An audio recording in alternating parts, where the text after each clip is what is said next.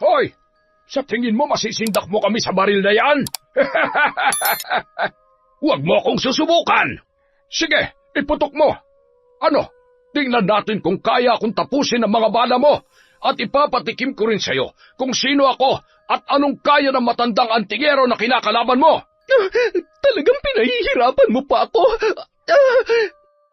Ate, maawa ka sa akin. Huwag mong gawin sa akin to. Maawa ka!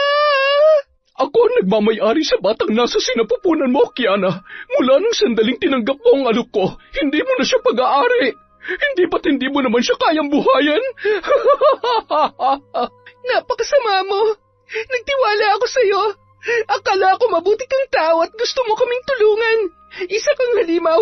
Dapat lang na hindi ka bihiyaan ng anak dahil demonyo ka. Hindi mo masasaktan ang anak ko at hindi mo siya makukuha sa akin. Halimaw! Taon 2001. Capiz. Bandang 2:00 ng madaling araw, nasa kasarapan na ng tulog ang mga pagod at puyat na tauhan ng peryahan sa isa sa mga bayan sa nasabing lugar. Naglagay si Lando ng tabing na trapal sa likod ng isang booth. Doon sila natutulog ng kanyang pinsan na si Patrick. Pareho silang operator ng rides. Ang iba nilang kasamahan ay nasa truck at may maliit na kubo naman na itinayo para sa kanilang amo na sina Nestor at Freda. Halos 1 dekada nang nagpapalipat-lipat ng lalawigan ang mag-asawa kasama ang kanilang mga tauhan, depende kung saan may papalapit na piyesta. Samantala, bigla na lamang nagising si Patrick dahil sa biglang pananakit ng kanyang tiyan. Napakamot ulo na lamang siya nang marinig ang alulong ng mga aso mula sa di kalayuan. Aray, ang sakit. Kailangan ko nang ilabas to. Ang dilim pa naman. Nasaan na ba yung flashlight dito? Ay, talaga namang sumasabay pang pag-alulong ng mga aso. Nakakatakot tuloy. Baka mamaya may mga aswang na pag-alagala kaya lagi na lang umaalulong ang aso kapag ganitong oras na. Kuya, samahan mo naman ako. Ay, ano ba naman yan? Baho, natutulog ang tao eh. Kuya, sige na, samahan mo na ako. Tayong-tay na ako eh. Hindi ko na kaya. Ay, alam mo nasasanay ka na ng ganyan ha. Kung kailan mahimbing natulog ko, tsaka mo naman ako ginigising. Masyado ka naman nagpapatalo dyan sa kaduwagan mo. Sa itsura mo yan, kapag nakita ka ng aswang, sigurado, siyang tatakbo, papalayo sa'yo. Ay, oo na nga, sige na, ako na lang. Gusto ko lang naman magpasama, nilait-lait mo pa ako. Napakamot ulo na lamang na lumabas si Patrick at tumalon sa may bakod ng peryahan, patungo sa may mapuno at madamong bahagi. Nagpalingon-lingon ang bata at nakikiramdam sa paligid. Unti-unti nang nagtatayuan ang kanyang balahibo sa batok at braso na animoy may nagmamasid sa kanya mula sa malayo. Napakrus na lamang yun sabay nagdasal at nang makakita ng magandang pwesto para maibsan na ang labis na pananakit ng tiyan ay lakad-takbo niyang tinungo yun.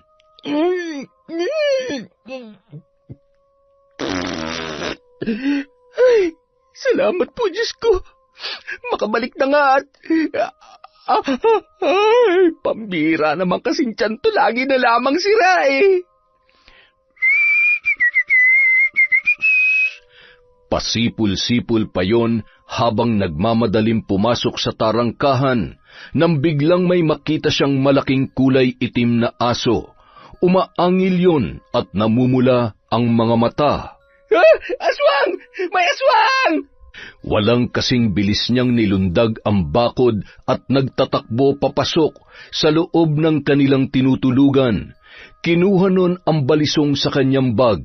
Naapakan pa niya ang kanyang pinsan na si Lando dahil sa pagkataranta habang isinasara ng maayos ang kanilang tulugan. Ay, ano ka ba naman, Patrick? Nananadya ka ba?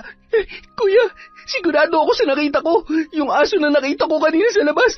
Aswang yun! Aswang! May aswang din dito, kuya! tumigil ka na nga sa kalokohan mo. Hindi na ako natutuwa ha. Gugulpihin na kita dyan eh. Masyado ka nagpapapaniwala sa mga kwento-kwento. Kuya, hindi ako nagbibiro at lalong hindi ako nagsisinungaling. Totoong may... Matulog ka na bago pa maubos ang pasensya ko sa'yo ha. Kapag sumakit ang ulo ko, lagot ka sa akin. Bumalik sa pagkakahiga si Lando na noon ay yamot na yamot pa rin sa kanyang pinsan. Samantalang si Patrick hindi na nagsalita. Umupo na lamang yun at inaalala ang kanyang nakita. Inilagay niya ang kanyang balisong sa tagiliran at nakikiramdam sa mga kaluskos sa labas. Makalipas ang ilang oras, nahiga na ang binata at hindi niya na namalayan na siya ay nakatulog na.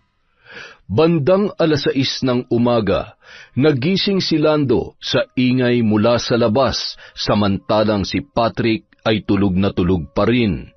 Lumabas yon at nakiusyoso sa mga nag-uumpukan na tao. Grabe, kawawa naman yung babae.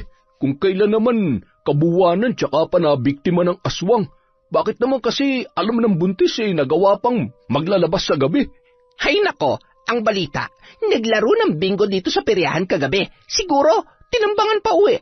Ang asawa pa naman niya ay nasa Maynila nagtatrabaho. Pag uwi niya, wala nang buhay ang asawa niya at wala na rin ang bata. Nako, kawawa naman. Anong oras daw ho ba nangyari? Tsaka saan? Diyan lamang sa may bandang likuran ng peryahan. Naku, kung nakita niyo lang ang lagay niya, gutay-gutay at nakalaylay pa ang bituka. Halatang yung bata sa sinapupunan ng pinuntirya ng aswang. Sus Mariosep naman, ibig sabihin, totoo nga yung nakita ni Patrick kagabi.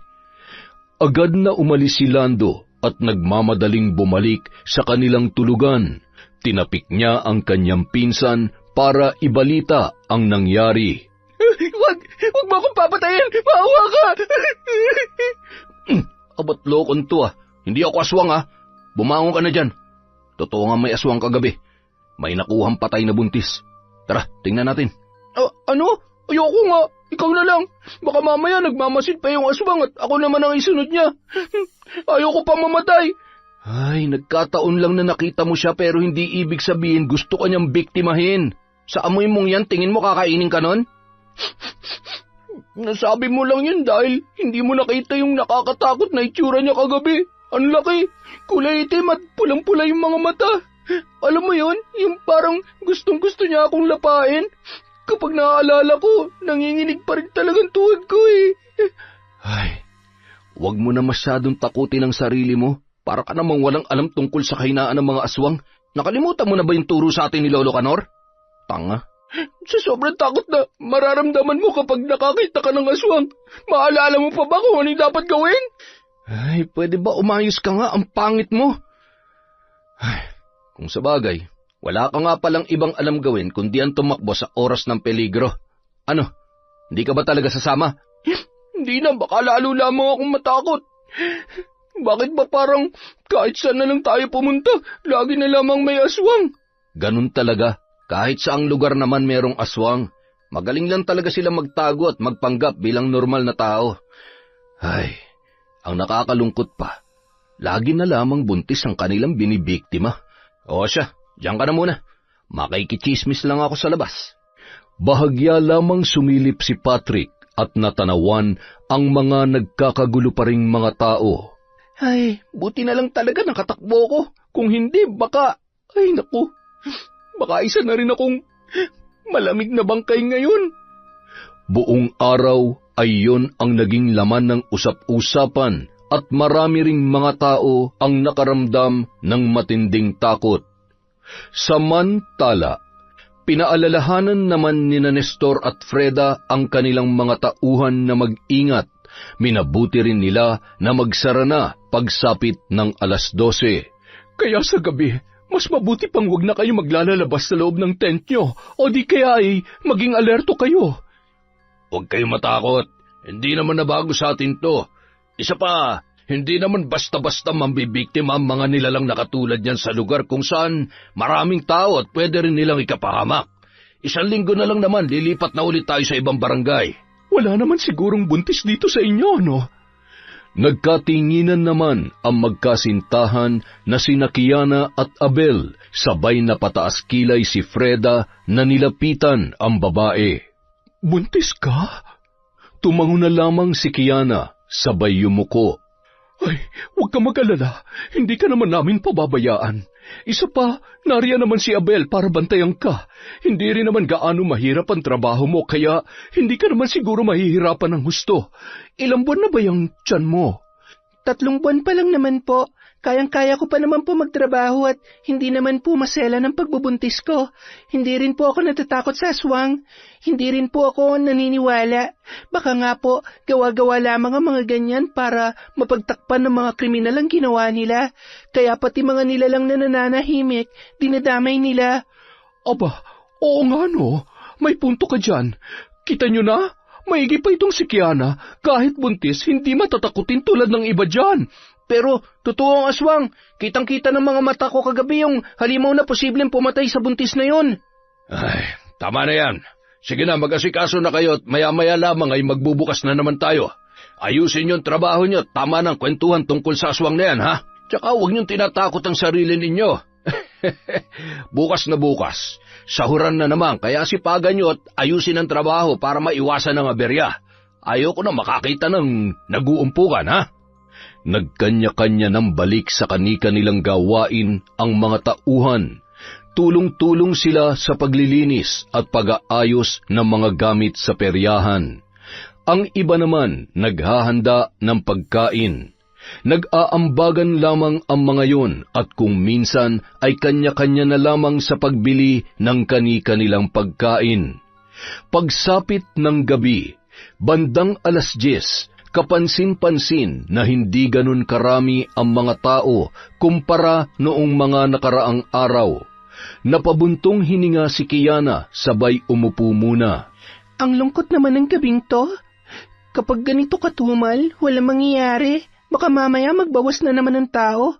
At saka, isa pa sa amin na mawalan ng trabaho ni Abel. Ay, kawawa lang ang magiging anak namin. Habang nakatingin sa malayo, bigla naman siyang tinawag. Nang noon ay ngiting-ngiti at bahagya pa siyang tinapik sa balikat ng kanyang among babae na si Freda. Kumusta? Ayos ka lang ba? Mukhang ang lalim ng iniisip mo, ah. Pasensya na po kayo, madam. Nalulungkot lang po ako dahil kakonti po ang tao ngayon. Masyado pong perwisyo ang haka-haka tungkol sa aswang na yan. Ay nako, oo nga. Nanibago rin tuloy ako. Lalo lamang ako nababagot kaya naisipan ko na lang na mag-ikot. Kumusta ka naman? Buti ay hindi ka maselan sa pagbubuntis mo.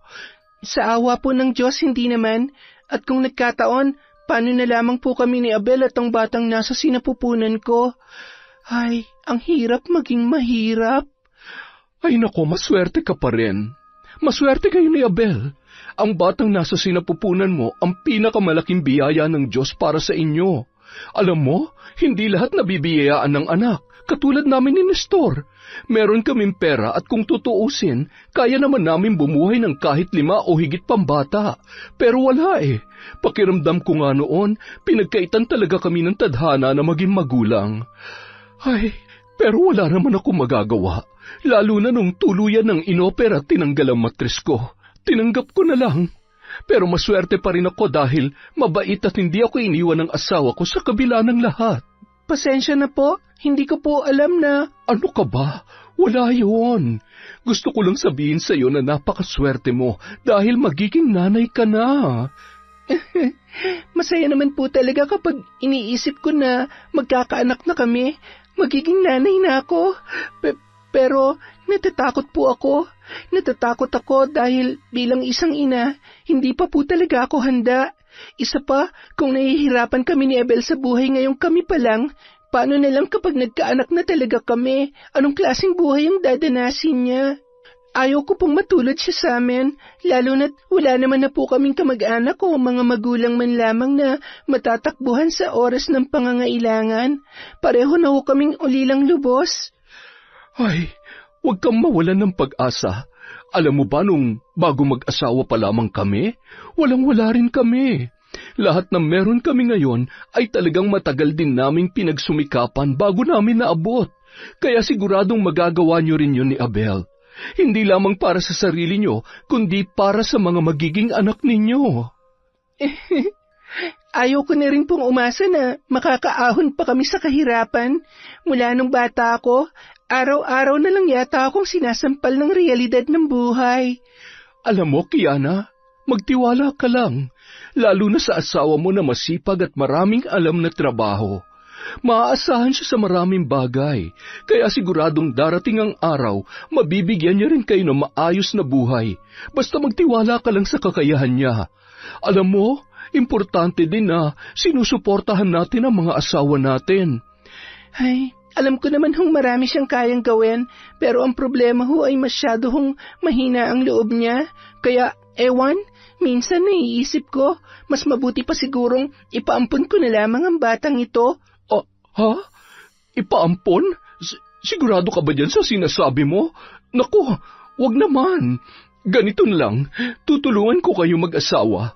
Bibigyan kita ng mas madali at mas maayos na trabaho, pati na rin si Abel. Huwag niyo lamang ipapaampon ang bata. Kawawa naman siya. Alam mo, sinabi ko nga sa Sir Nestor mo na kukuha kami ng kasakasama ko sa bahay. Nakakalungkot kasi lalo na kapag naiiwan ako mag-isa doon. Kaya nga, kahit hirap ako magkikilos dito ay dito ako madalas natutulog kesa naman umuwi ako dun sa bahay namin. May dalawa pang ang bakante na kwarto dun eh. Pwedeng-pwede ka ron, lalo na kapag hindi mo na kaya magtrabaho dito. Naku, saan naman ho kami kukuha ng pambayad sa upa? Kaya nga ho nagtitiis kami sa tent dahil wala naman kaming sapat na pera para mangupahan ng bahay. Hindi ko naman kayo sisingilin. Libre lang yun. Habang nagtatrabaho dito sa peryahan ng asawa mo, ligtas naman kayo ng anak mo sa bahay. Habang kaya mo pa, pwede mo akong tulungan sa ilang gawaing bahay. Wala kasi kaming kasambahay eh. Hindi naman kasi ako sanay na utos lang ng utos. Pero kung sakaling magdesisyon ka na, ipapaampon mo talaga ang bata. Sana ipagkatiwala mo na lamang siya sa akin. Hindi ka magsisisi. Ibibigay ko sa kanya ang buhay na pinapangarap mo para sa kanya. Pag-isipan mo na maigi at importante na mapag-usapan niyo ni Abel ang bagay na yan.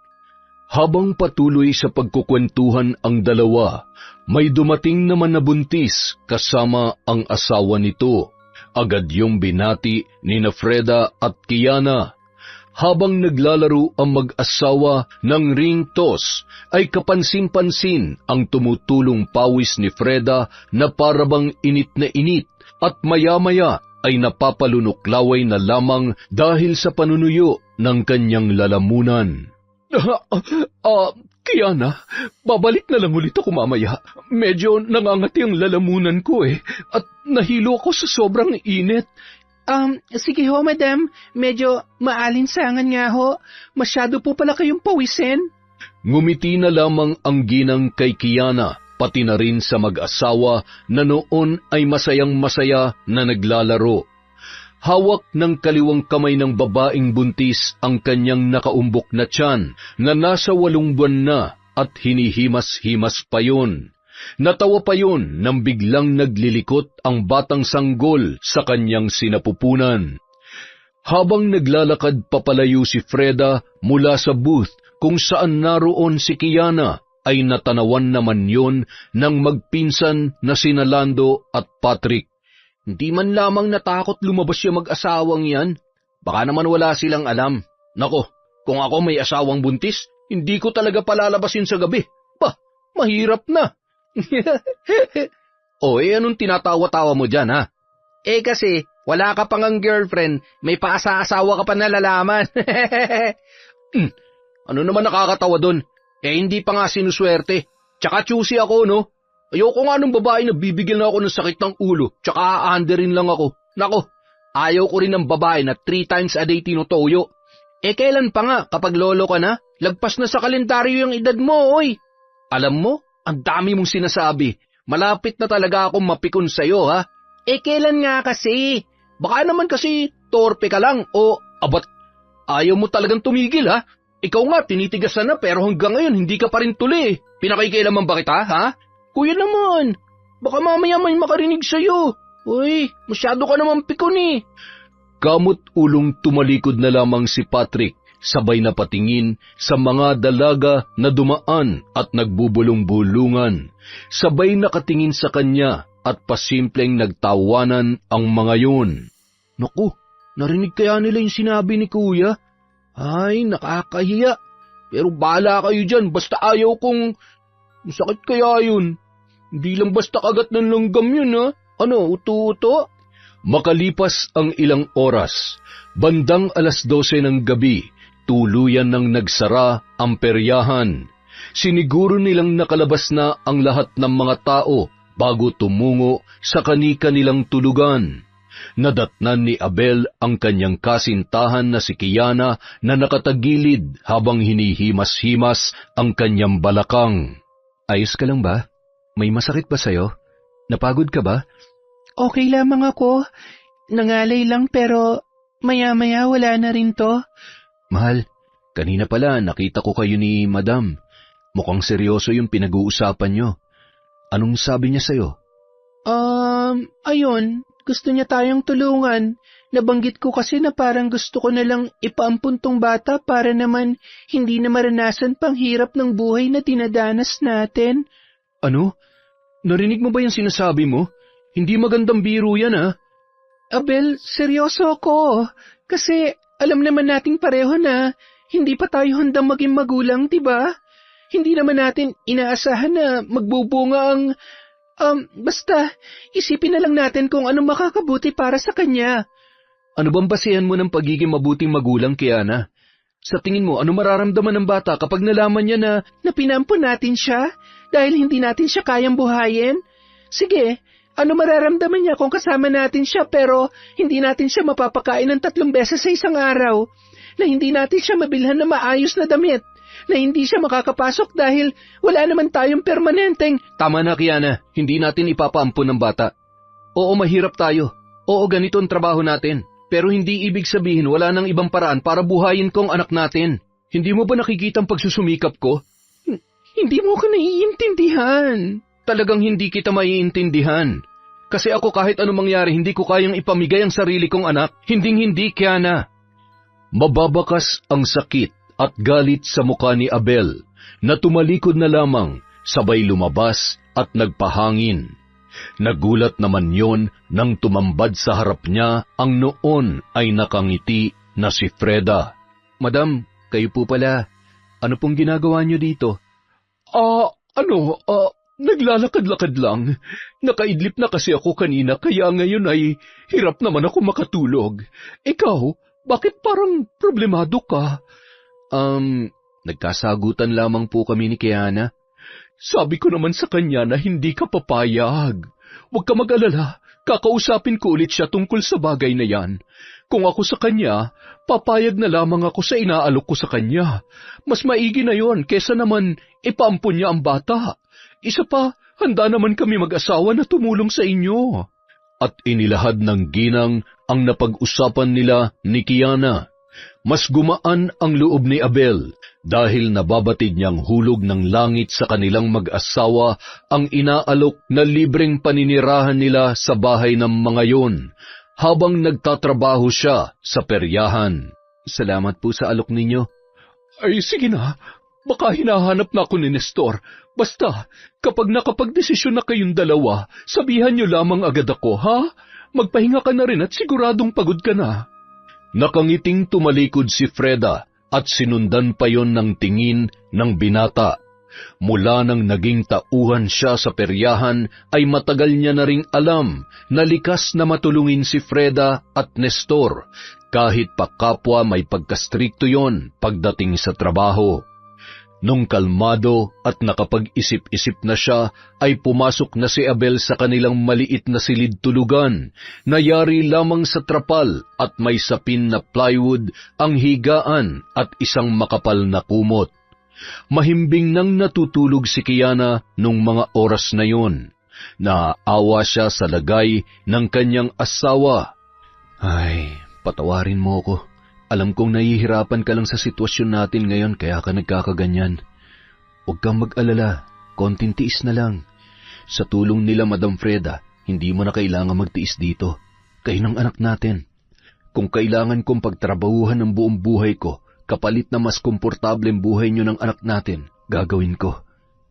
Mahal na mahal kita. Kayo ng baby natin. Marahan niyang inayos ang buhok ng kanyang asawa, sabay hinagkanyon sa noo. Naalimpungatan naman si Kiana. Matulog ka na. Bukas na lang tayo mag-usap ng maayos, ha? Sorry. Bahagyang ngumiti si Abel, sabay humiga at mahigpit na niyakap ang kanyang kasintahan. Matapos ang 3 pang linggo ay lumipat na ulit sila sa isang baryo sa Karatig Bayan at doon ay muling nanumbalik ang panibagong sigla ng peryahan.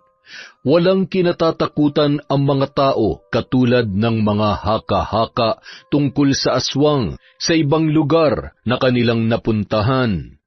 Nagkasundo naman sina Abel at Kiana sa kanilang desisyon na tanggapin ang alok na tulong ng mag-asawa. Kaya naman agad nang isinama si Kiana at Abel na mag-asawa sa kanilang bahay. Inayos nila at nilinisan ang kanilang magiging kwarto doon. Habang inaayos ang gamit ay kinumusta naman ni Freda ang magkasintahan. Nagustuhan niyo ba? Pasensya na't medyo napagod kayo sa paglilinis pero kita nyo naman, maganda at bago pa. Hindi ko lang maasikasong linisin na maayos ang buong kabahayan dahil sa laki nito. Salamat po, Madam. Mahal, ikaw nang bahalang tumulong kay Madam sa ibang linisin, ha? Oo naman, mahal. Yan na nga lang ang gagawin ko dito eh. Nako, huwag mong problemahin ang iba pang linisin. Bawal ka masyado mapagod. Siguro, sapat lang tulungan mo ako sa paglalaba. Masarap din huya magluto, kaya pwede niyo hong ipagkatiwala ang kusina niyo sa kanya. Ay nako, maselan ako pagdating sa pagkain. Marami kasing ipinagbabawal sa akin ng doktor, kaya ako talaga mismo nagluluto ng pagkain ko. Siguro kapag nandito na lamang si Nestor, dahil yun ang mahilig kumain ng kung ano-anong putahe. Sige na, ipagpatuloy niyo na yan. Dito ka ba matutulog ngayon, Abel? Hindi po. Kailangan ko pong humabol bago magbukas ang peryahan dahil wala po ngayon yung kasalitan ko. Masama raw ho ang pakiramdam niya. Ay siya, sige. Huwag ka mag-alala. Hindi ko pababayaan na mag-ina mo rito. Mas ligtas sila dito kesa sa peryahan. Alam mo naman, medyo maselan kapag buntis. Maigi na yung nag-iingat. Oo nga po, Madam. Kaya ngayon pa lang po ay sobra-sobra na ako nagpapasalamat sa inyo ni Sir Nestor. Bago umalis si Abel, ay nakaluto na rin si Kiana para sa hapunan. Kaya naman kumain muna ang lalaki. Tawagan mo na lamang ako kapag may kailangan ka o di kaya hindi magandang pakiramdam mo, ha? Sisikapin kong umuwi dito kahit 1 beses man lang sa 1 linggo. Mag-iingat ka sa trabaho, mahal, ha? Masayang kumakaway si Kiana kay Abel na noon ay nasa labas na ng tarangkahan at nag-aabang na masasakyang tricycle papunta sa paradahan ng jeep patungo sa bagong lokasyon ng peryahan. Si Freda naman hindi na lumabas nung gabing yon, kaya naisip ni Kiana na nakatulog ng maaga ang ginang, kaya maaga na rin siyang nahiga at ninamnam ang malakas na hangin mula sa electric fan at ang malambot niyang higaan nung mga oras na yun. Mula nang bata pa ako, pangarap ko na makahiga sa ganito kalambot na kama at ganito kaluwag at napakagandang kwarto. Tama nga si Madam Freda, ikaw ang swerte sa buhay namin ng tatay mo. Hindi na namalayan ng babae na siya ay nakatulog na, habang nakatagilid at nakayapos sa mahabang unan. Habang natutulog yon ay dahan-dahan namang binuksan ni Freda ang pinto at sinilip si Kiana. Agad naman yung umalis nang bahagyang gumalaw ang dalaga.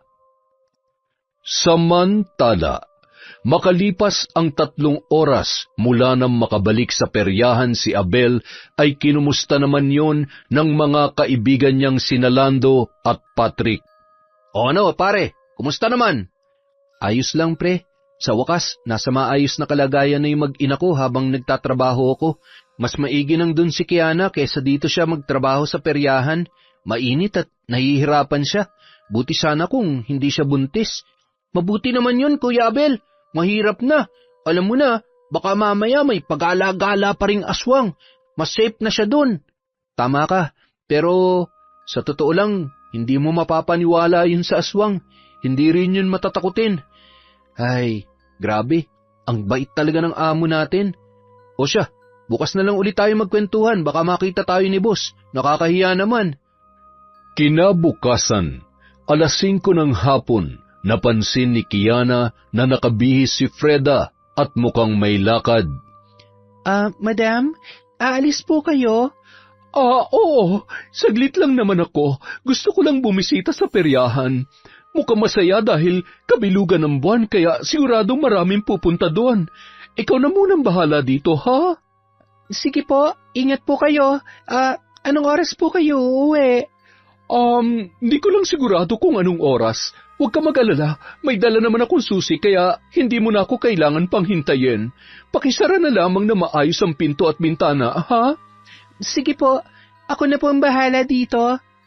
Nagmadali nang lumabas ang ginang at sumakay sa kanyang kotse. Kumaway pa yon kay Kiana bago tuluyang isinara ang bintana ng sasakyan. Agad naman nang isinara ng babaeng buntis ang pinto sa harapan at maging sa kusina ng bahay. Isa-isa rin niyang tiningnan ang mga bintana pati na rin ang nasa 2 palapag. Pagkatapos ay naghapunan na yon at tumungo na sa kanyang silid. Tinawagan pa muna niya si Abel bago siya natulog. Sige na mahal at may gagawin na ako. Ingat ka dyan ha. Mag-iingat ka palagi. I love you. Opo, I love you too. Miss na kita. Bye. Makatulog na nga. Samantala, bandang 11:00 ng gabi, isang babaeng buntis ang nagtanong kay Patrick kung nasaan ang CR. Agad niya namang itinuro sa babae ang daan papunta roon. Kapansin-pansin na ihing-ihi na yon dahil pilit nung binibilisan ang paglalakad kahit paika-ika dahil sa malaki na ang tiyan at halatang kabuwanan na. Ilang sandali lamang ay nakita rin ni Patrick ang nagmamadaling si Freda na animoy sinusundan ang babae. Si Madam ba yun? Nandito pala siya. Kuya Lando, nakita mo ba si Madam kanina? Hindi naman, pero ano naman ang nakakagulat kung nandito siya kanila naman tong peryahan. Anumang oras pwede siyang pumunta rito. Ay, iba talaga kapag tumatanda na, pasungit na ng pasungit. Nagtatanong lang naman ako eh. Ay, bahala ka nga dyan.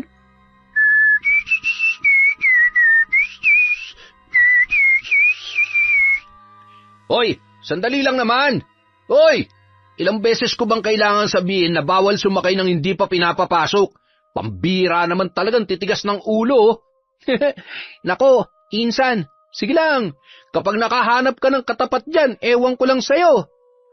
Habang pinagmamasdan nun at pasimpleng pinagtatawanan ang kanyang Kuya Lando, ay napalingon yon nang may marinig na sigaw mula sa di kalayuan. Nasisiguro niyang malapit yun sa may CR, kaya naisip niya na posibleng nanganak nang wala sa oras ang babaeng buntis na dumaan kanina. Ngunit ilang sandali pa, may 2 bata na nagtatakbo, umiiyak at sumisigaw na animoy takot na takot. May aso! Kinain ng aso yung buntis! Buntis? Sigurado ba kayo sa nakita nyo? Opo, malaking aso na kulay itim. Ay naku po, Diyos ko! Yung asawa ko! Walang kasing bilis na tumakbo ang lalaki at pagdating sa nasabing lugar, nadatnan niya ang nakahandusay niyang asawa sa sahig at naliligo sa sarili nitong dugo. Nakalabas ang bituka at warak na warak ang kanyang tiyan. Asawa ko! Sino may gawa nito sa'yo, asawa ko? Samantala, Nag-uwian ang mga tao matapos mabalitaan ang nangyari dahil sa sobrang takot. Ilan sa mga matatanda ang nagsabi at naniniwala na posibleng aswang ang may kagagawan noon. Grabe, nakakakilabot naman ang mga nangyayari. Buti na lang at wala dito si Kiana. Hindi talaga ligtas ang lugar na to para sa kanya. Ay, kawawa naman. Parang sunod-sunod ng ganitong pangyayari.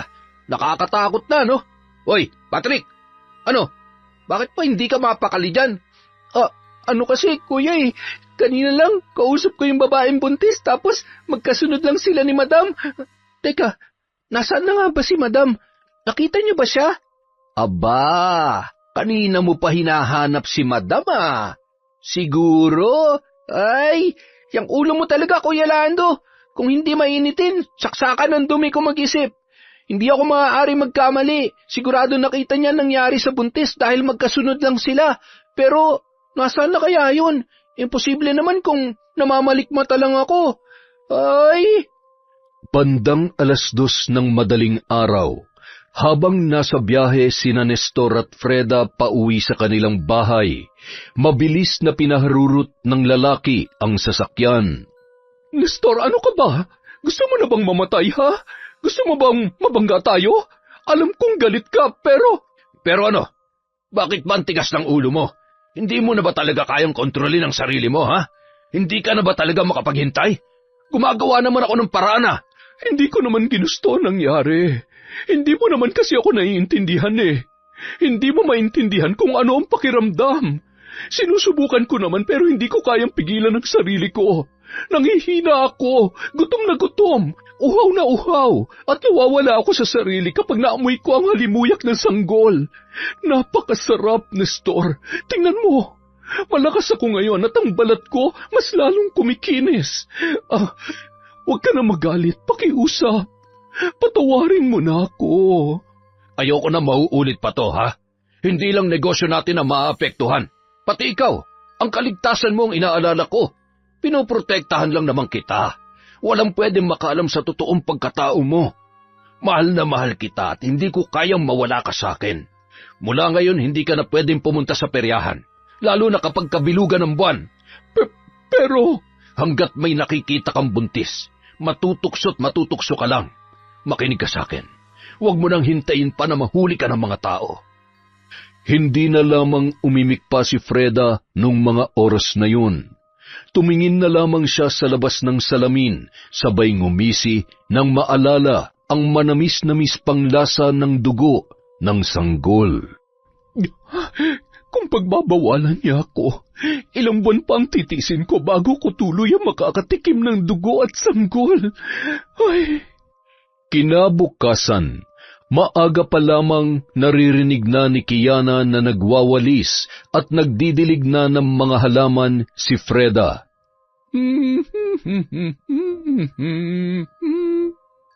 Good morning po, Madam. Ang aga niyo naman pong magising. Anong oras po ba kayo nakauwi kagabi? Good morning, Kiana. Siguro madaling araw na rin. Hindi ako makatulog na maayos kaya bumangon na ako agad. Nalipasan siguro ako ng antok. Ganito siguro kapag medyo nagkakaedad na. Puyat pa po kayo sa lagay na yan? Ang ganda-ganda niyo ho ngayon, Madam. Parang hindi naman po kayo tumatanda. Mas bata pa nga po yung kutis niyo kaysa sa akin Naku, ikaw talaga? Binobola mo pa ako? Ay, siya nga pala, huwag mo na akong tawagin, Madam. Ate na lang. Hindi na rin naman iba ang tingin ko sa'yo. Salamat po, ate. Tulungan ko na po kayo. Ako na po magdidilig sa iba pang halaman. Habang nagdidilig si Kiana at bahagyang hinihimas-himas ang medyo nakaumbok niyang tiyan, ay masayang-masaya naman si Freda. Hindi na siya makapaghintay sa paglaki ng sanggol na nasa sinapupunan ng babae. Ate, pawis na po kayo. Buti pa, pumasok na po kayo sa loob. Ako na lamang po ang bahala dito. Ayos lang naman. Gustong-gusto ko nga ito Masarap sa pakiramdam kapag pinagpapawisan. Tapos, busog na busog din ang pang-amoy at mata ko. Ho? Ang ibig kong sabihin ay, busog na busog ang mata at ilong ko sa ganda at bango ng mga bulaklak ng halaman ko. Oo nga po ate, ang gaganda at ang lulusog ng mga halaman ninyo. Ang bango rin po ng halimuyak. Wala nang mas babango pa sa halimuyak ng sanggol na nasa sinapupunan mo, Kiana. Napakabango. Samantala, Alam mo, kagabi ka pa hindi mapakali. Ano ba problema mo, ha? Ay, iniisip ko lang din yung nangyari kagabi, kuya. Iba talagang kutob ko tungkol kay madam eh. Kasi mula nung nangyari yun kagabi, hindi ko na ulit siya nakita. Sa tingin ko talaga, siya ang aswang. Yun ba? Medyo delikado yung iniisip mo, Brad. Baka mawalan tayo ng trabaho nang wala sa panahon dahil sa kalokohan mong yan. Hindi basta kalokohan lang to, kuya. Isipin mo, hindi tayo tinatantanan ng aswang. Kahit saan tayo pumunta, may bagong biktima. Imposible naman na may aswang sa bawat lugar na nililipatan natin. Kung hindi siya, nasisiguro ko na isa sa mga kasamahan natin ang aswang. May punto ka naman dyan. Teka, ang aswang malalapit sa mga buntis. Tapos, teka, naalala mo ba si Joy-Joy? Yung dating nababantay sa ticket booth? Di ba nung nabuntis yun, inampun yun ni madam? Tapos, mula noon, yun nga rin ang naaalala ko, kuya. Paano kung hindi naman totoo na ninakawan sila? Paano kung kinain niya rin si Joy-Joy tulad nung iba pang mga naging biktima? Kung ganon, kailangan natin makasiguro kung totoo nga ang hinala natin. Kung sakali man, kailangan natin matimbrehan si Abel. Kung hindi, mapapahamak si Kiana at ang batang nasa sinapupunan niya. Kailangan natin ng tulong ni Lolo. Mabuti pa puntahan natin habang may oras pa tayo ngayon. Eksakto namang malapit sa lugar na yon ang baryo kung saan nakatira ang kanilang Lolo Canor. Matapos kumain ng almusal ay bumiyahe ang dalawa papunta roon.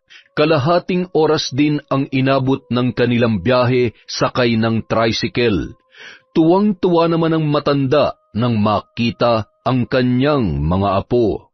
Buti naman at naalala niyo pa kung dalawin mga lintik kayo. Akala ko ay nakalimutan niyo na ako. Ang dami ko nang naipon na kwento sa inyo. Teka, ano nga palang sadya niyo at bigla kayong napadpad dito? Anong kailangan niyo? Pera? Wala ako niyan, ha? Alam niyo naman na gwapo lang at mahusay sa pakikipaglaban itong lolo ninyo. Pero wala akong pera. Lolo, ano po kayang pwede naming gawin para mahuli o malaman na aswang yung isang nagpapanggap na normal na tao? Abat, bata pa lamang kayo naikwento ko na sa inyo ang tungkol sa bagay na yan. Nakalimutan niyo na? Alam mo, noon ang mga aswang ay nagtatago halos ayaw masinaga ng araw. Pero sa ngayon, masyado na rin sila mapangahas, tuso at mapagpanggap. Pero mapapansin mo rin yun sa kilos nila. Siyempre, maglalalapit sila sa taong gusto nilang biktimahin. Buntis, sanggol, at may mga malubhang karamdaman. Yun ang kanilang gustong-gusto. Pero depende pa rin sa aswang dahil may mga aswang na mas nasasabik naman sa mga patay. Marami sila, iba-iba, pero lahat sila ay mapanganib at handang pumaslang para lamang makuha ang kanilang gusto.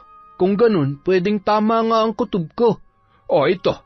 Kailangan niyo ito para malaman kung may aswang sa paligid o aswang ang kausap ninyo. Naglalaman ng botelyang ito ng langis at orasyon. Kapag nasa malapit ang aswang, iinit at kukulo ito. Kailangan talaga natin makausap si Kuya Abel para maprotektahan niya si Ate Kiana at saka yung anak nila. Inilahad ng magpinsan ang sunod-sunod na pangyayari at iba pang dahilan ng kanilang paghihinala kay Lolo Canor. Posibleng ang isang patibong lamang ang pagtulong niya sa kasintahan ng kaibigan ninyo. Marahil naghihintay lamang siya ng tamang pagkakataon para kainin ang sanggol na nasa sinapupunan niya. Heto ang kwintas. Kailangan niyo ito maibigay sa kanya. At ito, kailangan niya ito maikabit sa damit niya para hindi magalaw ang sanggol. Ay, mga masasamang nilalang nga naman, oo. Hahamakin ang lahat, makapambiktima lamang. Mahirap talagang tumanggap ng tulong sa kung kani-kanino lang at maaaring buhay ang maging kapalit na kabayaran. Maraming salamat ho, Lolo. Malaking tulong ho ito para matulungan ang kaibigan namin. Hindi na rin po kami magtatagal at kailangan na po namin kumilos sa lalong madaling panahon, bago pa po mahuli ang lahat. Sige na, lumakad na kayo at balitaan nyo na lamang ako. Kung kakailanganin nyo ang tulong ko ay sabihan nyo ako agad. Alam nyo naman, wala akong inaatrasan. Wala pang aswang na hindi ko napapasuko at napapasuka. Kung hindi niya tatalikdan ang kanyang pagiging aswang, ako ang hahatol sa kanya ng kamatayan. Sige na, mag-ingat kayo. Bilang isang antingero, malakas ang kakayahan kong labanan sila, ngunit alam ko rin kung gaano sila kalakas. Hindi sila madaling kalabanin, lalo na ng mga normal na taong katulad ninyo. Lalo na kapag masyadong lalamya-lamya at duwag. Hindi ba, Patrick? Lolo naman, sinasabi niyo po bang duwag ako? Gusto mo pa bang sabihin ko sa'yo kung ilang beses mo na akong tinakbuhan kapag nakikita mong hawak ko ng talbos ng bayabas at labaha? Ay, ilang taong ka na ba lintik ka? Maigi ata riyan ay itak na, o kaya naman ay papalakulin ko na lang. Ay, Kuya Lando, tara na nga. Anong oras na Baka hinahanap na tayo ng mga kasamahan natin. Ang sabihin mo, hindi mo na kaya yung sinasabi ni Lolo. Ay, nako. Ano? Gusto mo hawakan ko o kaya itali natin tapos.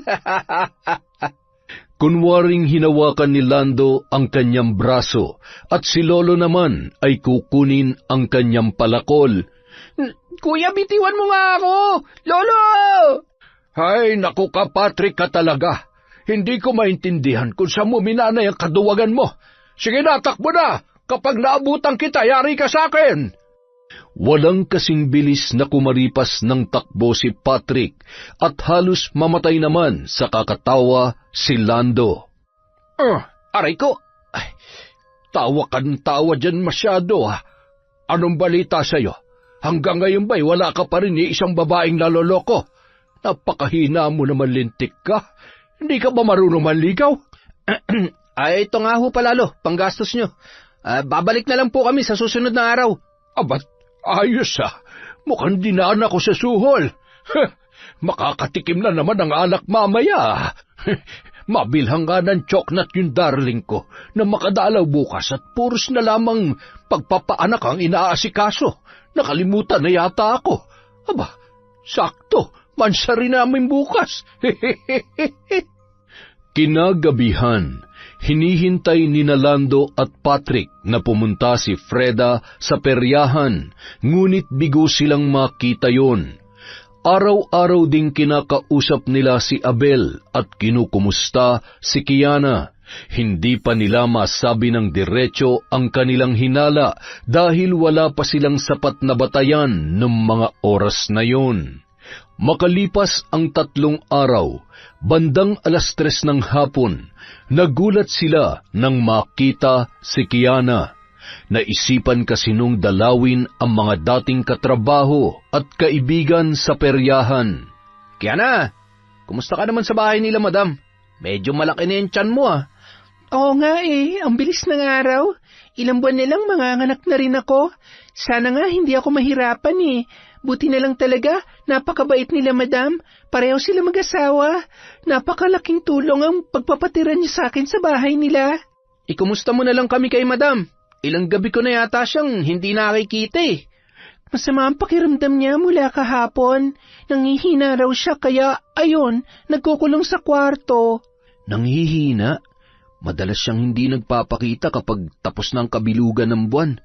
Sabi ni Lolo, kapag walang biktima, hindi nakakakain ng sariwang karne at hindi nakakatikim ng dugo, manghihina talaga sila. Tama. Kaya na, alam kong hindi ka naniniwala sa aswang pero kapag buntis ka, importante na may pangontra ka para maprotektahan mong anak mo at hindi ka rin mahirapan sa panganganak. Eto, galing to sa lolo naming antingero. Kayo talaga, ang dami niyong alam. Pero salamat dito Isusuot ko na at baka sakaling swertehin ako. Maiwan ko na muna kayo. Pupuntahan ko lang ang iba nating kasamahan dito. Namiss ko na rin kasi sila Pagkatalikod ni Kiana, maya-maya ay dumating naman si Abel at nakangiting iniabot ang isang baunan na may laman na ulam. Wow! Ang sarap nito Saan galing to? Dala ni Kiana. Nakita niyo na ba siya? Oo, kaalis lang. Nakakwentuhan nga namin eh. Sasabay ako sa kanila ni Sir Nestor mamaya sa pag-uwi. Pahinga muna ako bukas. Namimiss ko na ang asawa ko at sasamahan ko rin siya magpatingin sa doktor. Ay, siya nga pala, Abel. Eto, dalhin mo to. Ibigay mo to kay Kiana ha. Ilagay mo dun sa kwarto niya para malaman niya kung may aswang na umaali-aligid sa kanya. Ay, sige, pasimple ko na lang na ilalagay at alam niyo naman yun. Medyo mahirap kumbinsihin pagdating sa mga ganyang usapin. Ipaliwanag mo pa rin sa kanya. Alam mo namang maigi na'y may alam para makapag-ingat at alam ang gagawin kapag nasa oras ng peligro. Salamat mga pre ha. Sige na, kumain na kayo habang mainit-init pa yan. Salamat ulit dito pre ha. Samantala, bandang 6:00 ng gabi, nang hihina pa rin at uhaw na uhaw si Freda na bumangon at lumabas sa kanyang kwarto. Binuksan niya ang mga ilaw at halos lumawa na ang kanyang mga mata sa sakit dahil sa pagkasilaw. Sa halip na sa kusina yun pumunta, ay pumasok yon sa kwarto ni Kiana. Sinisinghot-singhot ang amoy ng kwarto, lalo na ang damit na labahin na nakalagay sa basket. Hindi pa yun nakontento, kinuha ang kumot at sabik na inaamoy at niyayakap yon. Nasaan na ba kasi si Kiana? Kailangan kong malanghapan lamang ang sanggol para gumanda ang pakiramdam ko. Anong oras na? Wala ba siyang balak umuwi? Parang hindi ko na kayang pigilan ang sarili ko. Gustong-gusto ko nang tikman ng batang nasa tiyan niya. Kaysa naman manghina ako ng ganito. Hindi mapakali at nagpalakad-lakad lamang si Freda sa sala, sabik na nag-aabang sa pag-uwi ng babaeng buntis. Bandang 12:00 ng gabi, narinig niya ang busina ng sasakyan ng kanyang sinestor. Malayo pa ay pakinig niya na rin ang tibok ng puso ng sanggol at ang napakabangong halimuyak noon. Napakunot noo siya nang makita si Abel na bumaba ng sasakyan at inalalayan si Kiana. Ilang sandali pa, agad na ring tumungo sa kanilang kwarto ang magkasintahan. Napailing-iling naman si Nestor nang mapansin ang hindi maipintang muka ni Freda. Kahit hindi mo sabihin, alam ko ang tumatakbo dyan sa isip mo. Nababasa kong kilos at mga tingin mo kanina kay Kiana. Masyado pa maaga, Freda. Huwag kang magpadala dyan sa... Bakit palagi mo na lang akong pinagbabawalan sa gusto ko? Hindi mo ba nakikita? Nagugutom ako, nauuhaw at... Bumili ako ng sariwang karne at dugo ng baboy. Yun ang munang pagtiyagaan mo. Hindi pwedeng sanggulagi ang pupunteriyahin mo. Ay, ang laki-laki na ng kasalanan natin sa Diyos, Freda. Hindi ko alam kung tama bang umabot tayo sa ganito. Nahihirapan na rin ako. Natatakot ako para sa iyo, para sa atin. Kailangan na natin makahanap ng paraan para matakasan ang sumpa ng pagiging aswang. Kasalanan ko ito. Kung hindi sana tayo nagtiwala sa matanda na lumapit sa atin noon, hindi ka sana magkakaganyan. Dahil sa kagustuhan natin magkaanak, ginawa natin ang lahat. Isang dekada ang nakalipas.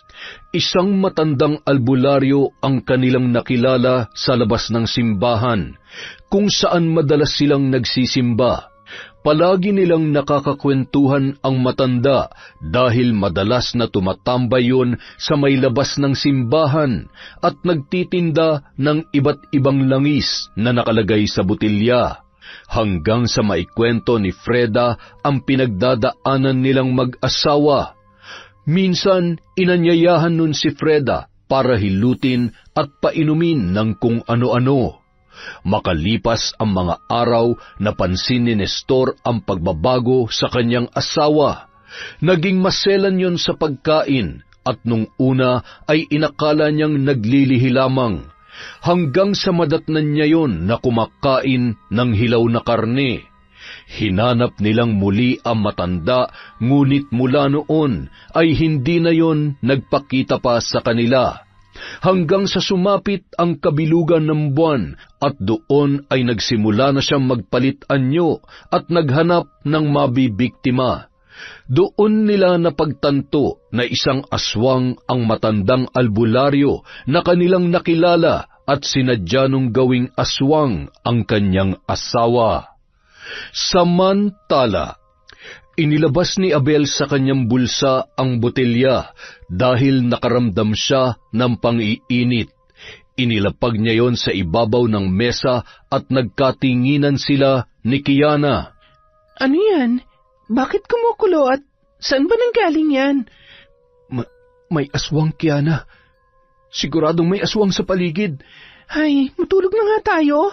Kung ano-ano natututunan mo sa magpinsan na yon eh. Kanina lang itong binigay nila sa akin. Mahal, wala namang masama mag-ingat. Lalo ka na. Alam mo naman nitong nakaraan, sunod-sunod ang mga nabibiktima. Hindi man sigurado pero posibleng ang totoo ang mga aswang. Kaya mag-iingat ka palagi. Lalo na kapag mag-isa ka lamang dito. Huwag mo akong alalahanin. Alam ko naman kung paano poprotektahan ang sarili ko. At sinisiguro ko sa'yo na hindi ko pababayaan ang anak natin. Kaya nga sinuot ko pa rin tong kwintas na binigay sa akin ni Kuya Lando eh. Ano, okay na? Huwag ka na mag-alala. Matulog na tayo at... ay, naantok na ako. Mula nung gabing yun, nagtataka si Kiana kung bakit walang tigil ang pagkulo ng langis sa loob ng bote. Minabuti niya na lamang itago yon dahil kinakabahan siya kapag nakikita niya. Samantala, masyado namang abala si Abel sa trabaho kaya naman halos hindi makausap ng kanyang mga kaibigan at kasamahan sa peryahan. Gusto niya kasing makaipon ng pera bago manganak si Kiana. Pagsapit ng sumunod na kabilugan ng buwan, galing sa banyo noon ang babae nang marinig ang pagkalampag mula sa kwarto ni Freda. Sakto namang nakabukas ng bahagya ang kanyang silid, kaya sumilip siya doon. Laking gulat niya na sa halip na si Freda ang kanyang nakita ay isang malaking kulay itim na aso ang nasa kama nito at nasa sahig naman ang mga kasuotan noon.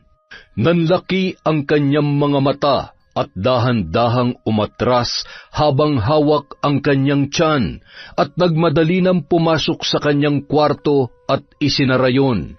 Ramdam niya rin ang pag-init ng kanyang kwintas. Agad niyang tiningnan ang langis na kanyang itinago. Halos maubos na ang laman ng botelya dahil sa malakas na pagbulwak ng langis. Aswang! Totoo sila! Isa siyang aswang! Anong binabalak niya sa amin ng anak ko? Diyos ko! Kailangan kong gumawa ng paraan. Hindi niya dapat kami mabiktima. Kailangan kong humingi ng tulong. Tama! Kailangan kong tawagan si Abel. Agad niyang tinawagan ang kanyang kasintahan at ipinaalam niya ang kanyang nakita. Kaya naman natatarantang bumangon yon at pinuntahan ni Abel ang 2 taong makakatulong sa kanya para iligtas ang kanyang kasintahan. Hindi naman nagdalawang isip sina Lando at Patrick na tulungan ang kanilang kaibigan. Dahil alanganing oras na wala silang masakyan, kaya tinawagan nila si Mang Kanor at sinundo sila ng luma nitong tricycle. Buti na lamang ay nataon na nasa bahay yun ng kasintahan nitong kumadrona, kaya ilang sandali lamang ay nakarating din agad yun sa kanila. Sumakay na kayo! Bilisan niyo't baka kung ano pa mangyari sa nobya mo! Malilintikan sa akin ang aswang na yon! Isa sa mga tauhan naman ang naging saksi nung mga sandaling yun. Inakala tuloy noon na nagnakaw at tumatakas ang 3 niyang kasamahan sa trabaho, kaya pinuntahan niya si Nestor sa silid tulugan noon kapag tinatamad na umuwi sa kanilang bahay. Boss Gising, pasensya na po pero masama po ang kutob ko. Mukhang ninanakawan ho kayo ni Abel, ni Lando at ni Patrick. May sumundo po sa kanilang tricycle. Naglolokohan pa nga sila tungkol sa aswang eh. Aswang? Teka, Dito ka lang. Susundan ko sila. Nagmamadaling sumakay si Nestor sa kanyang kotse para maabutan sina Abel. Masama ang kutob ko. Posibleng alam na nila ang totoo. Hindi maaari. Hindi niyo pwedeng saktan ang asawa ko. Samantala, Wala na bang ibibilis to? Kailangan na nating magmadali. Aba, kung sa tingin mo mas mabilis ka makakarating doon kesa sumakay dito, mauna ka na sa amin. Nakikisakay ka na nga lamang nagrereklamo ka pa. Huwag kayo mag-alala, basta suot niya ang kwintas, hindi siya masasaktan ng aswang. maya-maya natanawan nila mula sa may likod ang noon ay umaarangkadang sasakyan ni Nestor, dahilan para mabahala sila, lalo na nang walang tigil silang binubusinahan noon. Inunahan sila ni Nestor, sabay hinarang at tinutukan ng baril. Anong pinaplano nyo? Kung ano man ang binabalak nyo, sisiguruhin kong hindi kayo magtatagumpay. Hoy! Sa tingin mo masisindak mo kami sa baril na yan? Huwag mo akong susubukan! Sige, iputok mo! Ano? Tingnan natin kung kaya akong tapusin ang mga bala mo at ipapatikim ko rin sa'yo kung sino ako at anong kaya ng matandang antingero na kinakalaban mo. 3 sunod-sunod na putok ng baril ang umalingaw-ngaw nung mga sandaling yun. Ngunit ang ipinagtataka ni Nestor ay kung paanong hindi tinatablan ang matanda at ang mga kasamahan nito. Ha? Paano nangyari yon? Anong klaseng nilalang ka? Hindi mo na kailangang malaman pa. Pero dahil mapangas ka at sagabal ka sa aming plano, ito ang dapat sa'yo. Bigla na lamang natumba at nawalan ng malay si Nestor matapos bumulong sa hangin si Mang Kanor. Anong nangyari sa kanya, Lolo? Pinatulog ko lamang yan. Ipasok nyo na sa kotse niya at mukhang uulan. Kawawa naman, baka sipunin. Samantala, Kiana, gising ka pa ba? Buksan mo naman itong pinto. Alam ko na naririnig mo ko. Sige na, buksan mo itong pinto. patuloy na kinakalampag ni Freda ang pinto at pilit na pinabubuksan yun.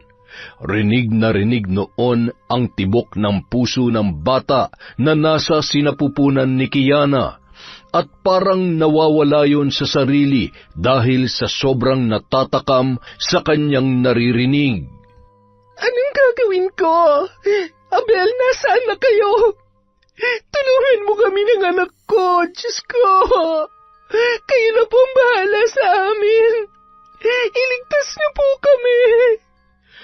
Ilang sandali lamang, nagulat si Kiana nang gumalaw ang doorknob at bumukas ang pintuan. Bumungad sa kanya ang nanlilisik na mata at nakausling mga pangil ni Freda. Talagang pinahihirapan mo pa ako. Ate, maawa ka sa akin. Huwag mong gawin sa akin to. Maawa ka. Ako ang nagmamayari sa batang nasa sinapupunan mo, Kiana. Mula nung sandaling tinanggap mo ang alok ko, hindi mo na siya pag-aari. Hindi ba't hindi mo naman siya kayang buhayan? Napakasama mo. Nagtiwala ako sa'yo. Akala ko mabuti kang tao at gusto mo kaming tulungan. Isa kang halimaw. Dapat lang na hindi ka bihiyaan ng anak dahil demonyo ka. Hindi mo masasaktan ang anak ko at hindi mo siya makukuha sa akin. Halimaw! Hawak ang kwintas, iniharap yon ni Kiana kay Freda, dahilan para mapatras ang babae na animoy takot na takot. Oh, alisin mo yan! Itapon mo yan! Ang init! Anong ginagawa mo sa akin? Kumagana nga ang kwintas na ito. Ito siguro ang dahilan kung bakit iniiwasan niya ako nitong nakaraang araw. Habang hawak ni Kiana ang kwintas, ay biglang nagpalit anyo si Freda bilang isang itim na aso. Sinugod sabay kinagat yon sa may kanang braso, dahilan para mabitawan ang kwintas at tumilapon yon sa malayo, dahil pinuprotektahan ni Kiana ang kanyang tiyan sa muling pagsugod noon. Ramdam niya ang kirot ng kanyang sugat, takot at kawalan ng pag-asa, hanggang sa marinig niya ang mga paparating na mga tao. Kiana, mahal! Bago pa man makarating ang binata sa kwarto, sinalubong na yun agad ng aswang, na noon ay nakaanyong aso pa rin. Yan nga nakita ko nung gabing yun. Anong gagawin natin? Huwag kang lalapit sa akin. Diyan ka lang. Sasaksakin kita nitong balisyong ko. Subukan mo lang lumapit. Ah! Sinunggaban, sabay kinagat sa may hita ng aswang na yon si Patrick. Nang makita ang pagtilamsik ng dugo, ay nahimatay yon at agad naman sinalo ni Lando. Aba, matapang nga ang aswang na ito Pagsisisihan mo na pinakailaman mo ang apo ko. Sige, ako ang harapin mo. Lumapit ka sa akin. Nagpambuno ang dalawa hanggang sa mapagod at manghina ang aswang. Sinabayan niya yon ng orasyon at tinutukan ng benditadong karit ang noon ay nanghihina at nasa normal na nitong anyo. Mamili ka. Tatalikdan mo ang pagiging aswang o tutuluyan kita. Sagot! Hindi mo ako magagawang patayin. Sa akin lang ang batang... Hinugot ni Mang Kanor ang buntot pagi at hinampas yon ng 3 beses. Umatungal yon sa sakit at namimilipit habang tila nasusunog ang sugat na dulot ng malakas niyang paghampas. Sinuutan ni Mang Kanor ng 1 kwintas na nagmula sa kanyang bulsa si Freda. Ano, lalaban ka pa? Kaya mo pa? Kung ako sa'yo, susuko na lamang ako. Yan ay kung gusto mo pang makita ang asawa mong hambog.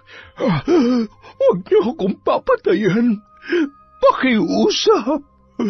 Tulungan niyo na lang ako maging normal. Hayaan niyo akong mabuhay at makasama ang aking asawa. Lumabas naman si Abel mula sa kwarto, akay si Kiana na noon ay tumutulo pa rin ang dugo na nagmumula sa sugat sa kanyang braso. Sige na, Abel. Ilayo mo na muna dito ang kasintahan mo. Sumakay na kayo sa tricycle at ako nang bahala dito.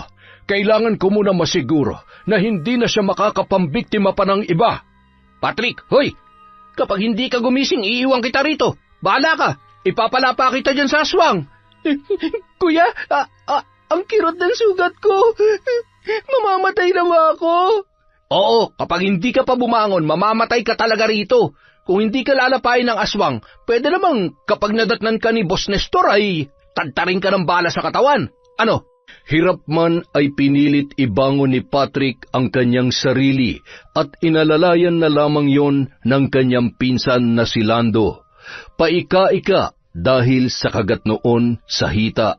Grabe, mukhang ang laki ng kagat sa'yo Muntik na madali yung alaga mo. Sayang, nakalibre ka na sana ng tuli. Kita mo nang ang hirap na hirap pinagtatawanan mo pa. Ano ba mangyayari sa akin? Magiging aswang na ba ako? Yan ang hindi ko alam. Kung sakali, di bigla ka na lang ding magiging itim na aso. Ikaw naman ang manghahabol ng buntis. Kapag ako naging aswang, ikaw ang uunahin kong lapain. Samantala, pinatakan ni Mang Kanor sa bibig si Freda ng 1 likido na nagmula sa 1 botelya. Nagmula pa yon sa kaibigan niyang albularyo na kasakasama niya sa pagtugis ng mga aswang noong mga panahon na kasagsagan pa ng pagbibiktima ng mga yon sa kanilang lalawigan. Ilang sandali pa, namilipit sa sakit si Freda at nagpagulong-gulong habang nakahawak sa kanyang tiyan at nagsususukayon ng kulay itim hanggang sa may mailuwa na kakaibang bato. Paano mo nakuha ang bagay na ito? Paano ka naging aswang? Hindi ko naman po talaga ginustong maging aswang. Biktima lamang din po ako. Isang matandang albularyo na akala ko'y matutulungan akong magkaanak. Pero hindi ko inaasahan na magiging mas palala ang problema namin mag-asawa dahil sa nangyari sa akin. Sinubukan kong labanan ang pagiging aswang pero kahit anong gawin ko, Hindi ko na kaya pang pigilan ang sarili ko na kumain ng sariwang karne at uminom ng sariwang dugo. Natalo ko ng halimaw na bumabalot sa buong pagkatao ko. Malayo ka na sa pagiging aswang.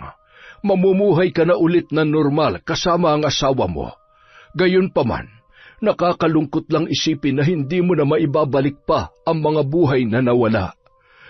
Kung araw-araw ko pong kailangang ihingi ng tawad ang lahat ng mga kasalanang nagawa ko, gagawin ko. Salamat po. Sana'y mapatawad ako ni Kiana at Abel. Tinulungan ni Mang Kanor si Freda na umupo sa sofa at nagpaalam na yun. Maninibago lamang ang katawan mo, kaya makakaramdam ka ng sobrang panghihina. Pero manunumbalik din yan. Hayaan mo't sisiguruhin kung makakabalik ng ligtas ang iyong asawa. Ikaw nang bahalang magpaliwanag sa kanya sa nangyari, at kailangan ko ring asikasuhin si Kiana at Patrick. Malala ang tinamo nilang sugat. Sa kabilang banda, bigla na lamang nagkamalay si Nestor at agad na inalala ang nangyari. Mas lalo siyang nakaramdam ng pag-aalala para sa kanyang asawang si Freda. Diyos ko, wala naman sana masama nangyari sa asawa ko. Anong ginawa sa akin ng matandang yun? Hintayin mo ako, Freda. Hindi ka pwedeng mamatay. Hindi mo ako pwedeng iwan. Nang makarating yon sa bahay, nadatnan niyang tulog ang kanyang asawa. Freda, ano nangyari? Ayos ka lang ba? May sugat ka? Sino may gawa sa nito? Oh, okay lamang ako. Bakit nandito ka? Akala ko ba'y bukas ka pa uuwi? Sigurado ka? Hindi ka ba nila sinaktan? Wala ka nang dapat ipag-alala. Hindi na ako aswang. Magaling na ako, Nestor. Ano? Paano nangyari yon? Yung matandang kasama ni Abel at nung 2 pang tauhan natin kanina, tinulungan niya ako. Nailuwa ko yung batong kulay itim. Dinala niya yon dahil kailangan niya raw sunugin. Yung matandang antingero na nakainkwentro ko kagabi. Ngayon, alam na nila ang nangyari sa iyo. Hindi kaya ipagsabi nila sa ibang mga tauhan natin? Kailangan natin silang makausap. Gusto ko ring humingi ng tawad. Kailangan nating bumawi sa kanila. Bumawi?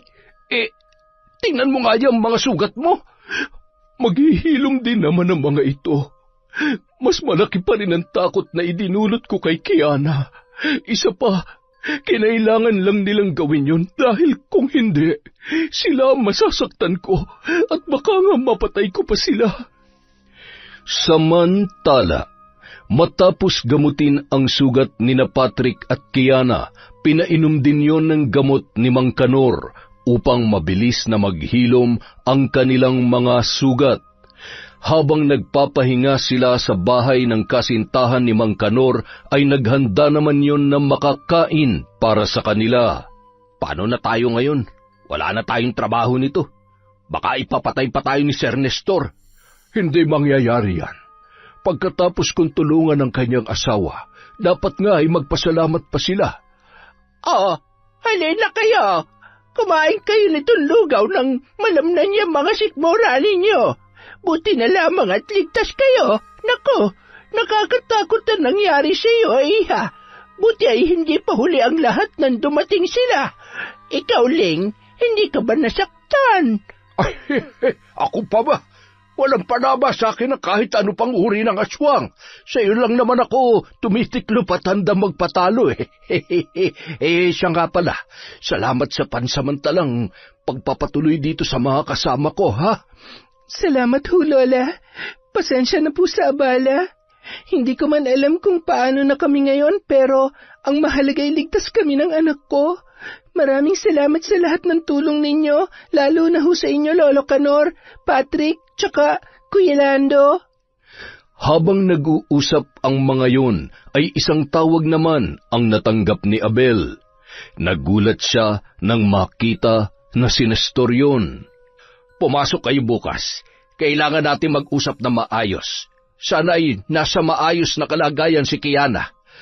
Patawarin niyo sana kami sa nangyari. Hindi po madaling magtiwala sa sinasabi ninyo. Muntik na humapahamak ang mag-ina ko dahil sa labis na pagtitiwala namin sa inyo. Kaya sana, sa pagkakataong ito, maging totoo na po kayo. Malaki po ang pangangailangan namin pero sana wag niyo naman pong sasamantalahin ang kahinaan namin. Gusto ko lang naman maging maayos at maging komportable ang mag-ina ko. Sobrang laki ng utang na loob ko sa inyo. Lalo na't dahil sa nangyari ay bumalik na sa normal si Freda. Kaya sinisiguro ko sa inyo na wala kayong dapat ikabahala. Bigyan niyo pa sana kami ng pagkakataon na makabawi sa inyo. Nang sumunod na araw, naglakas loob na pumasok ang dalawa at masinsinang nakipag-usap kay Nestor.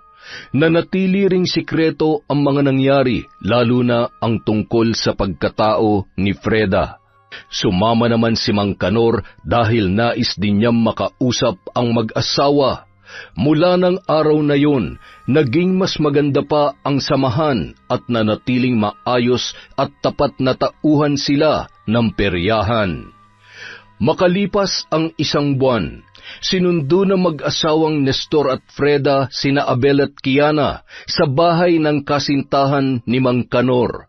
May kalakihan din kasi ang bahay noon, kaya pinatuloy niya na lamang doon ang mag-asawang sina Abel at Kiana dahil awang-awa siya sa kalagayan ng mga yon.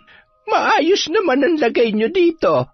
Hindi ko rin naman kayo pababayaan. Pero kung sa tingin nyo ay maganda ang intensyon nila sa pagkakataong ito, wala namang problema.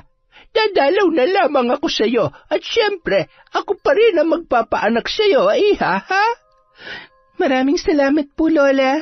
Napakabuti niyo po, kaya naman naiintindihan ko kung bakit sa kabila ng edad niyo ay mahal na mahal pa rin po kayo ni Lolo Kanor. Ay, ang totoo ay, ako naman talaga ang first love ni Kanor, kaya lamang ay nagmaynila ako noon. Pagbalik ko ay may asawa na yan. Hindi ko nga akalain na sa paglipas ng panahon ay muli pa rin manunumbalik ang pagmamahalan naming dalawa. Iba talagang magbiro ang tadhana. Huwag po kayo mag-alala, Lola. Ligtas na ho sila sa pagkakataong ito at gusto lang ho naming bumawi at matulungan sila. Salamat naman sa Diyos. Ay, sige na. Lumakad na kayo bago pa tayo magkaiyakan dito. Nasanay na tuloy ako na nandirito ka sa bahay. Para na kitang tunay na anak at excited na rin ako makita magiging apo ko sa iyo. Siguradong malulungkot si Kanor kapag nalaman niyang nakaalis na kayo. Makalipas ang ilang buwan, kinakabahan si Freda habang nakasilip sa pinto dahil sa pag-aalala kay Kiana. Ramdam niya ang sakit at mukhang hirap na hirap yon sa panganganak. Ayan, mukhang malapit nang lumabas ang bata. Ire! Ayan, aba, ay napakagwapo ng batang ito. Ay, tingnan mo, ang ilong ay sayo at ang mata ay kay Abel, ang puti-puti. Agad namang pumasok si Freda at maluha-luha rin yun, habang pinagmamasdan ang bata na noon ay nasa ibabaw ng tiyan ng kanyang ina na si Kiana. Salamat sa Diyos at nakaraos ka na. Napaka-cute ng baby. Masayang-masaya ko para sa iyo. Sa wakas ay may maririnig na akong iyak ng sanggol sa bahay na ito. Huwag ka mag-alala, ate. Dahil nandito rin naman kami, gusto ko ring maranasan mo na maging nanay. Pwede mo rin siyang ituring na anak. Di ba nga, para na rin tayo magkapatid, kaya binibigyan ko kayo ng karapatang magpakananay kay Angelo. Pwede ko ba siyang kargahin? Oo naman. Ganito pala ang pakiramdam ng may kargang bata. Alam mo bang matagal ko nang pinapangarap ito? Ano ba yan? Hindi ko tuloy mapigilan ang pagluha ko. Habang nag-uusap ang mga yon, ay siya namang pagdating nina Abel at Nestor. Mahal ko? Oh, ayan. Kargahin mo ang anak mo. Napakagwapo niya. May baby na tayo dito sa bahay, Nestor. Masaya rin ako para sa inyo. Abat, pakarga nga rin ako. Kaya lang, wag na pala. Hindi pala ako marunong. Tsaka na lamang kapag medyo malaki na siya. Mahal na mahal ko kayo ng anak natin.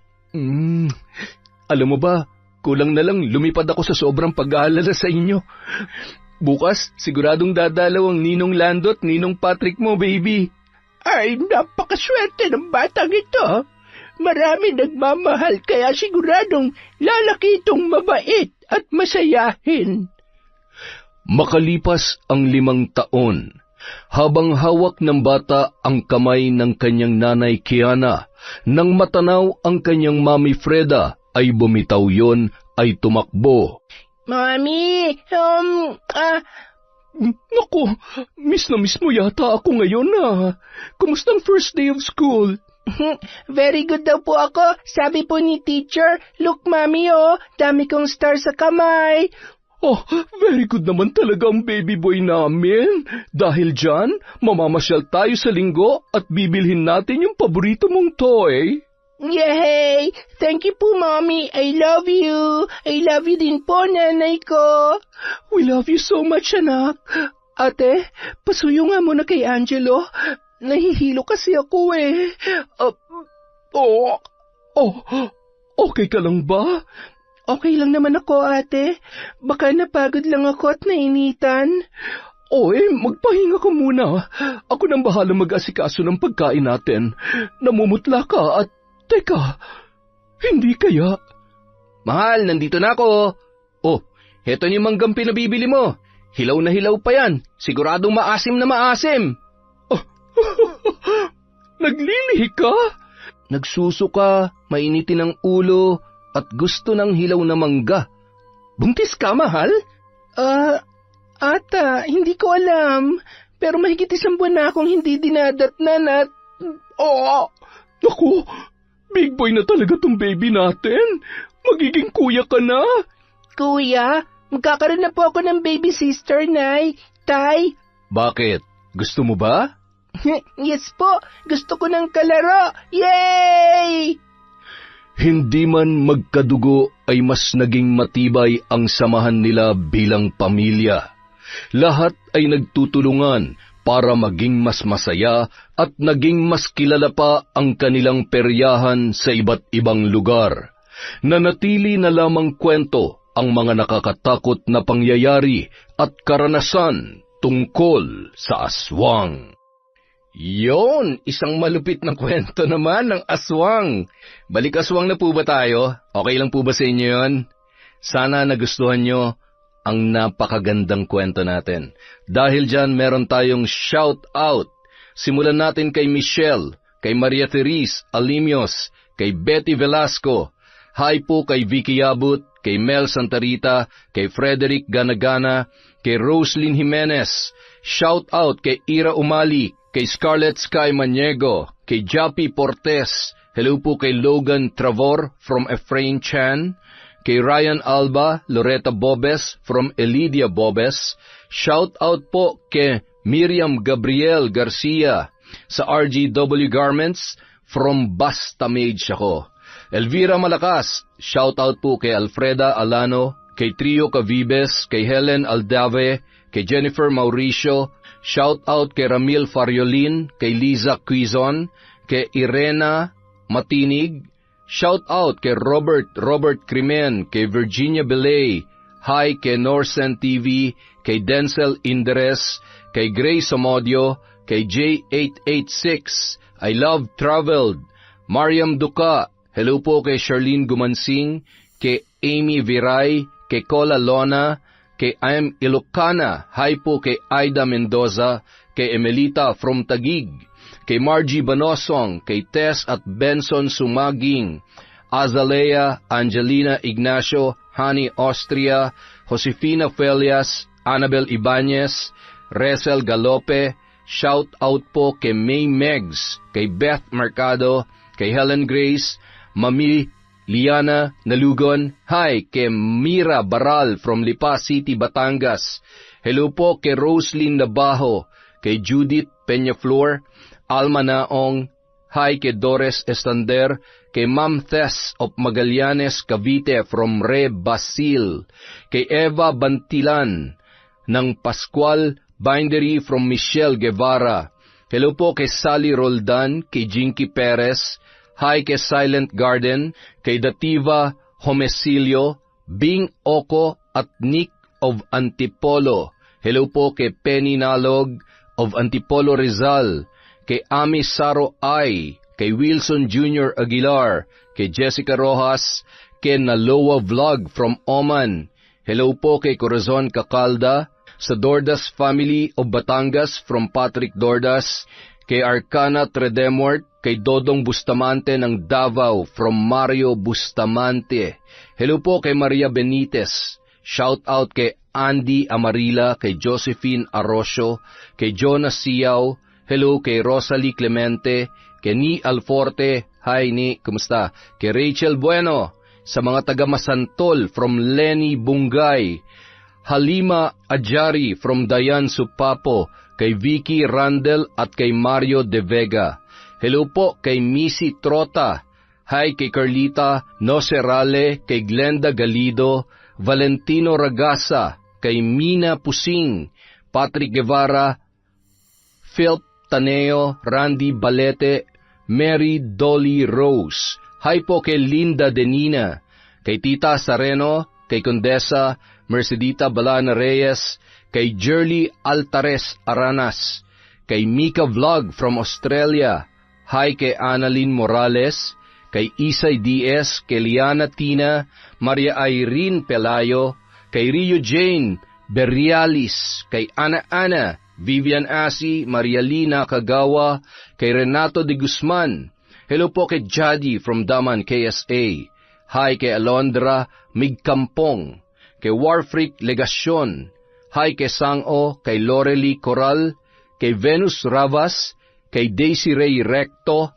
Hello po kay Kat Burglar Cutie, kay Sunny Azucena, kay Leona Taytay, Almuhuela, Brabante, Agovida family from Aileen Almohuela, kay Johnny De Jesus, kay Novi Dagale of Santa Rosa, Laguna, kay Emrose Strong OFW in Kuwait, kay Ami Alip, kay Julius Senior Cabonilas. Hello po kay Jolito Guzon, kay James Jimenez, kay Maylene Banicio Canja, Samantha Garcia, Virgie Latore. Hello kay Recto Acebo, kay Jeneline Pascua, Riema Sionagi, kay Cristal Jade Gonzalez. Shout out kay Febe Ranada, kay Evelyn Reyes, Ruby Neal, Gomer at Arlene Canyaveral, Rain Tiberio, mga mananahi ng MNR Apparel from Heart Arabella. Hi po sa Imperial Ledesma at Grefaldia family from Mary Grace Grefaldia. Hello po sa Galedo family from Rai, sa Deniña family from Judy Sabelina. Hello po sa Galendez Ramos family from Maria Rose Galendez. Hi po kay Hana Maylin Sesgundo, kay Nessa Navilon, kay Sheila Swede, kay Josie Aniban. Hi po kay Ana Maria Lanza, kay Bru, kay Billy, Janime, Reynaldo, at Lucy Buendia.